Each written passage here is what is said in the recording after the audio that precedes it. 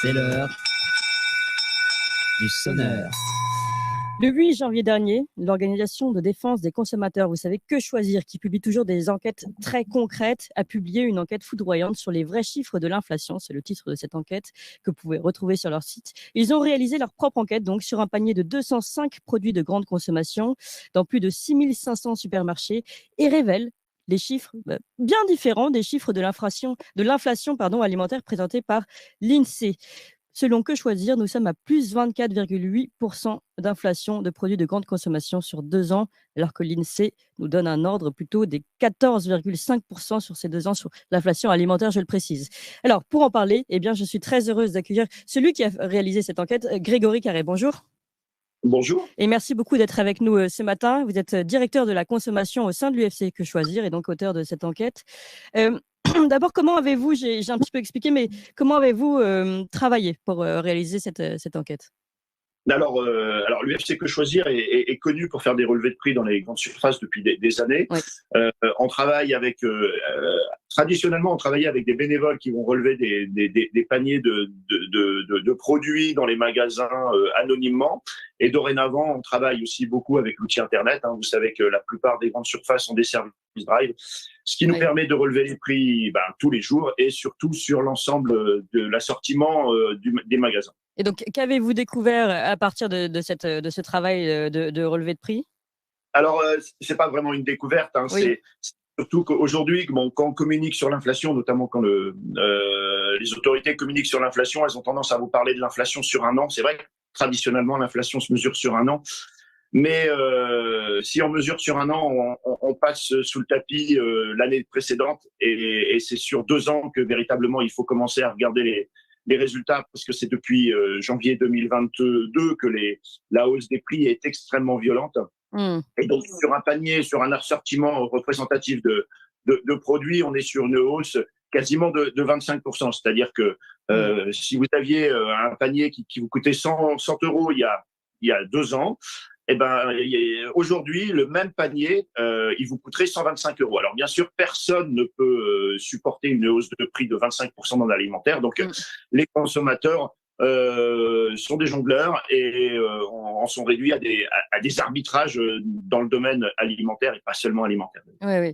Mais c'est quelque chose qui est entendu. Beaucoup se plaignaient justement de ne pas pouvoir, certains sont obligés de sauter des repas désormais. On a eu tous ces témoignages et pourtant il y avait à chaque fois un déni en disant non, l'inflation, notamment alimentaire, parce que je précise, vous parlez de produits de grande consommation, donc dedans on a une grande majorité de produits alimentaires, mais également hygiène, beauté, entretien animaux. Mais finalement, d'ailleurs, ce ne sont pas ceux qui font gonfler les chiffres de l'inflation. Non, effectivement. Donc, finalement, il faut plutôt baisser la moyenne. Non, les boissons non plus. Vous savez, il y a eu tout un débat avec Carrefour qui a dit qu'ils étaient en train de retirer des paniers tout l'assortiment de la marque Pepsi. Alors, c'est ceux qui ont été relativement les moins déraisonnables. C'est-à-dire que dans le domaine de la boisson, c'est ceux qui ont plutôt moins augmenté leur prix, alors même qu'ils ont probablement eu aussi des hausses des cours des matières premières, vous savez, le sucre, les emballages, etc. Donc, effectivement, qu'est-ce que fait le consommateur ? Le consommateur, au début, il va essayer de chercher dans la gamme de produits qu'il a l'habitude d'acheter, des marques un peu moins chères. Donc, les gagnants des 2 dernières années, ce sont plutôt les marques de distributeurs par rapport aux marques nationales. Ouais. Et pour beaucoup de ménages, ça ne suffit pas. Donc, qu'est-ce que vous faites ?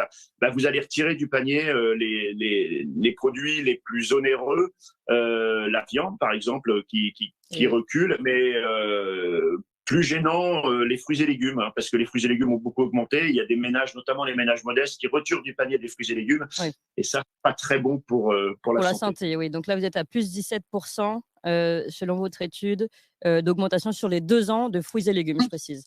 Donc, on est vraiment sur des chiffres qui sont quand même très éloignés des chiffres de l'INSEE. C'est ce que je disais en introduction. Comment vous expliquez un tel écart ? Est-ce que c'est un système de pondération ? Est-ce que c'est... Alors, sur l'ensemble du panier, on a un petit décalage. Sur les paniers alimentaires, on est à peu près tous en phase, c'est-à-dire que on est selon les paniers entre 20 et 25%. Nous, on est peut-être sur la fourchette haute, mais même les instituts Nielsen, IQ qui travaillent pour les grandes marques sont autour de 20% sur 2 ans. Alors après, c'est vrai que maintenant, quand on va suivre dans le temps, c'est-à-dire que quand on va commencer à communiquer les chiffres de mars, etc., sur 2 ans, on va commencer à dire que l'inflation baisse parce que en mars 2022, il y avait déjà eu des hausses de prix très, très, très, très violentes. Oui, oui, c'est ce qu'on entend. On a entendu d'ailleurs récemment Monsieur Leclerc a annoncé que l'inflation baissait nettement. Bon, qu'on ne reviendrait jamais aux chiffres de 2020. Et malgré tout, on allait ressentir une nette baisse. Et en fait, c'est là où c'est intéressant de prendre sur le long terme.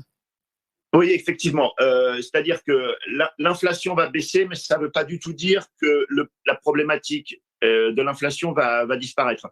L'inflation, c'est l'accélération des prix. Donc, effectivement, on a eu là 2 années de hausse extrêmement violente, notamment dans l'alimentaire, mais aussi dans l'énergie. Bien sûr, ça ne va plus augmenter à un tel rythme. D'ailleurs, mais ça ne va pas diminuer non plus. C'est pour ça que la problématique est là. Quand je vous disais un panier qui coûtait 100 € coûte 125 €, il va jamais passer sous les 125 €. C'est ça la problématique pour les consommateurs, parce que les revenus, eux, n'ont pas suivi cette courbe-là. Donc, ça fait 2 ans que les consommateurs jonglent. Il va falloir continuer à jongler. Donc, effectivement, l'inflation va diminuer. Elle va revenir à la fin de l'année. Je pense que sur 1 an, les prix alimentaires vont peut-être prendre 3-4% maximum. Mais ça viendra se greffer à ces 25% qu'on a connus sur les 2 années précédentes. Oui, ça veut dire que sur 3 ans, sur 3 ans, ce sera 30% de hausse. Et malheureusement, la plupart des auditeurs n'ont pas eu 30% de hausse sur les 3. Bien sûr. Et donc, mais je le souhaite, mais je ne pense pas.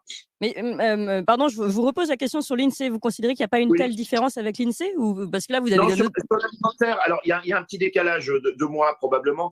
Sur l'alimentaire, on n'est pas tellement en décalage. C'est sur l'ensemble du portefeuille qu'on est en décalage. Parce que sur l'alimentaire, sur l'INSEE, j'avais 6,8 pour l'année 2023 et 7,7 pour l'année suivante.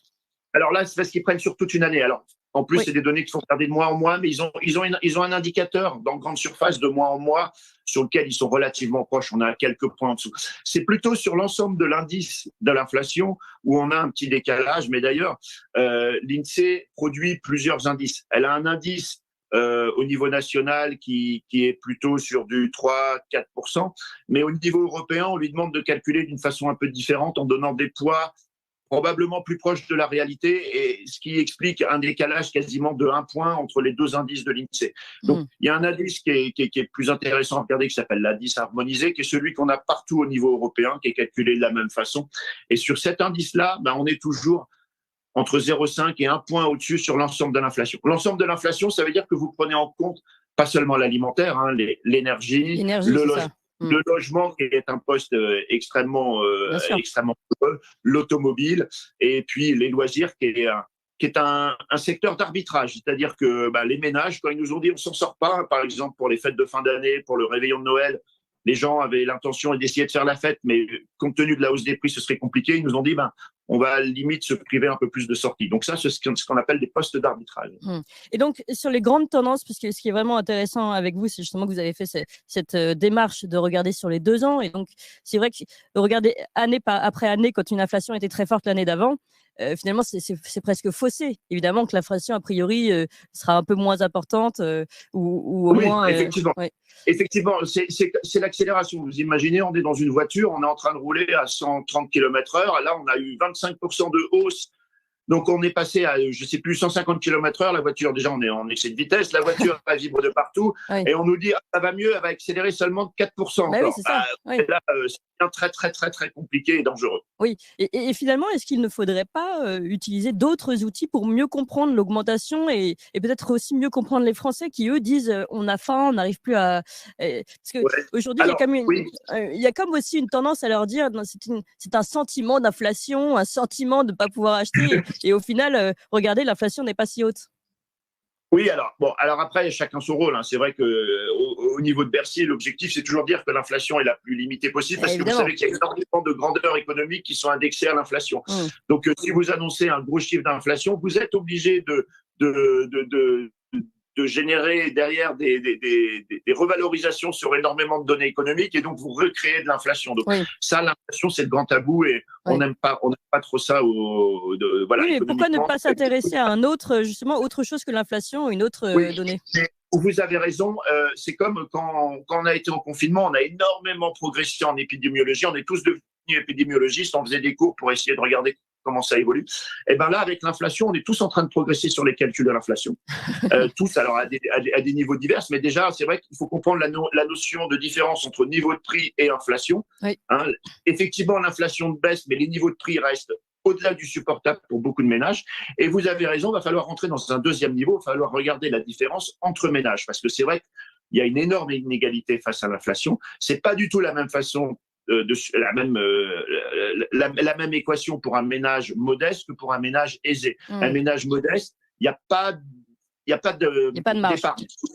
Donc, il n'y a pas de marge de manœuvre. En plus, on achète plutôt des produits d'entrée de gamme, donc on ne peut même pas baisser en gamme. Oui. Un ménage aisé, c'est vrai que c'est plus aisé. Déjà, la part alimentaire, la part énergétique dans le portefeuille, elle est importante. Vous avez de l'épargne tous les mois qui vous permet d'aller piocher là-dedans. Et puis, même dans votre panier alimentaire, vous pouvez faire des arbitrages, vous pouvez retirer des marques nationales, etc. Donc là, vous avez raison. C'est pas du tout la même chose d'un ménage à l'autre, et c'est pour ça que le ressenti il est complètement différent.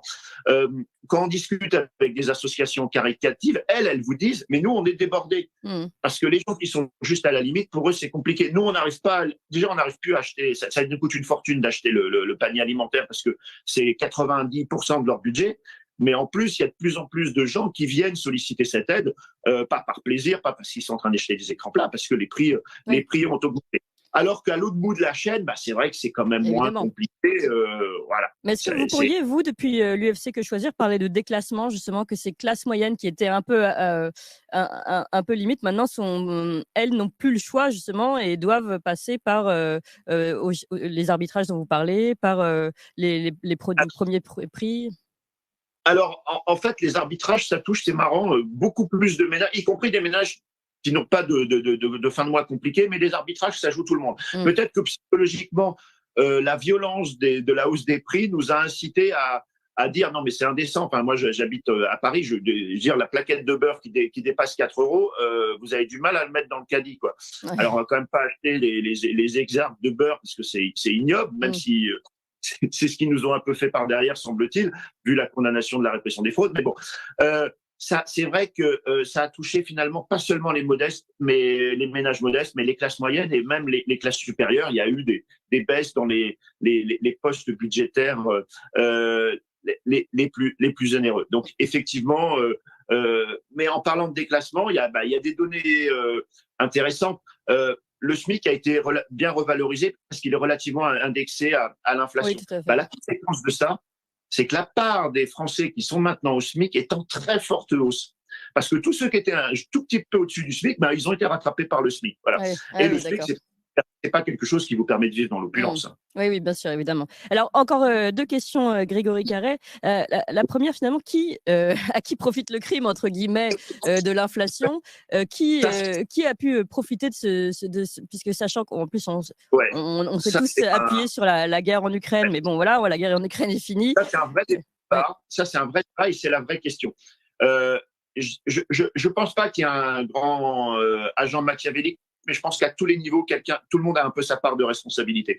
Donc effectivement, c'est parti, même un petit peu avant la guerre en Ukraine, c'est parti de dérèglement climatique. Il y a des vrais problèmes de dérèglement climatique qui a un vrai impact sur les cours des matières premières. Oui. À l'automne 2021, il y a eu des très mauvaises récoltes de blé dur au Canada. Maintenant, on est dans une économie mondialisée. Le blé dur, c'est ce qui sert à faire les pâtes.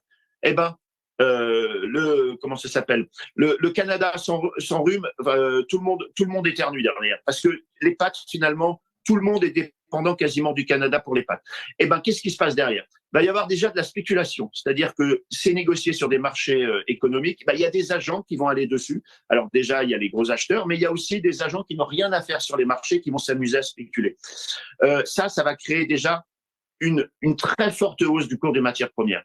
Là-dessus, les entreprises qui vont transformer le blé dur pour faire des pâtes vont s'approvisionner, vont dire moi, j'ai un surcoût, et elles vont un peu plus le répercuter. Après, il y a les entreprises de transport. On a eu le confinement. Vous savez qu'on a mis du temps à se remettre en place. Le prix du container a carrément flambé. Et là, l'entreprise, elle joue aussi un peu là-dessus, c'est-à-dire qu'elle va laisser un peu plus ses bateaux à quai. Ça va créer un décollage encore du prix du container. Ça va la deuxième couche. Après, il y a les distributeurs, parce que la grande distribution se présente comme un chevalier de défenseur du pouvoir des consommateurs, du pouvoir d'achat des consommateurs, excusez-moi. Elles ont eu des niveaux de revenus sans égal. Carrefour a battu ses records au début de l'année dernière. On attend les chiffres là au début, mais on va voir. Donc là, il y a eu la troisième couche. Donc, vous voyez, ça crée comme ça un dérèglement. Donc, effectivement, il y a eu, par exemple, en plus, il y a des raisons climatiques, des raisons sociopolitiques. Vous avez raison. L'invasion de l'Ukraine. L'Ukraine et la Russie sont des gros producteurs, de fournisseurs de céréales au niveau mondial. Ça crée effectivement une pénurie sur le marché des céréales, mais ça crée aussi de la spéculation. Le jour de l'invasion, sur les bourses, je veux dire, ça a été un jeu, quoi. Tout le monde s'est amusé à spéculer. Le cours s'est enflammé. Les gens ont même commencé à acheter les récoltes de l'été suivant, parce que vous pouvez vendre une récolte qui n'a pas eu lieu. Il suffit que cette récolte ne soit pas aussi prometteuse que promis, ça va encore créer une inflation. Voilà. Donc c'est une espèce de spirale comme ça, infernale, qui s'est créée. Tout le monde a joué son petit jeu, en fait, et ça a ajouté à chaque fois. Ouais. On parle de greedflation, c'est-à-dire la cupidité, et c'est problématique parce que on sait que les problèmes environnementaux, ils sont pas derrière nous. Là, il y a eu un extrême problème de mildiou sur les tomates. Le concentré de tomates coûte une fortune. Vos bolognaises, elles vont s'enflammer. Voilà.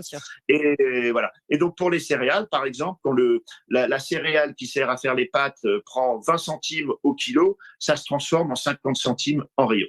Et dernière question, Grégory Carré, on a un petit peu dépassé le temps déjà, mais si vous le voulez bien, concernant justement, puisque vous analysez les grandes tendances et notamment avec cette enquête-là, comment voyez-vous là les mois à venir? Alors, il y a des choses. Alors, ça va probablement être du 3% pour l'alimentaire en rayon l'année prochaine. Voilà, donc ça sera répercuté probablement donc, pas 3% immédiatement. d'inflation sur l'alimentaire. Donc, évidemment, quand on regarde l'inflation, on vous rappelle, des 2 dernières années. Ouais, mais ça va en revanche toucher d'autres secteurs maintenant. Alors l'assurance, je pense que les auditeurs l'ont vérifié, les appels de cotisation ont augmenté. Les assurances santé, on est entre 7 et 10% selon les sources. Donc ça, c'est pour les retraités, par exemple. C'est souvent un poste budgétaire très important. L'assurance habitation aussi, parce qu'il y a des dommages climatiques.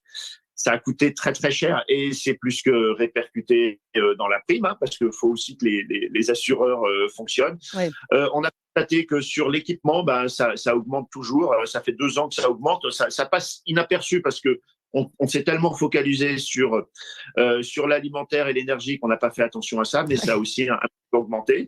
Et puis, faut surveiller aussi ses abonnements, les comptes de SVOD, vous savez, la télé payante, etc. Vérifier que ça décolle pas, parce que ça fait aussi quasiment du 10% tous les ans. Ouais.